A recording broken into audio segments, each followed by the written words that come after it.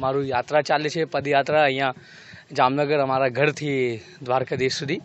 અને બસ આ બધાના આશીર્વાદ રહે અને શ્રીજી બાબા દ્વારકાધીશના બધા ઉપર કૃપા રહે.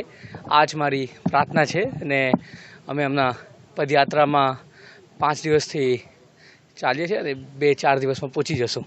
એ જ દ્વારકાધીશ તો બધાના રાજા છે અને અમારા બધાના એ માલિક છે ને શ્રીજી બાબાના આશીર્વાદથી એ મને શક્તિ આપી છે ચાલવા માટે. તો હું ચાલું છું અને અમારું પહેલું વાર છે અને બસ એટલા જ કહું કે જય દ્વારકાધીશ.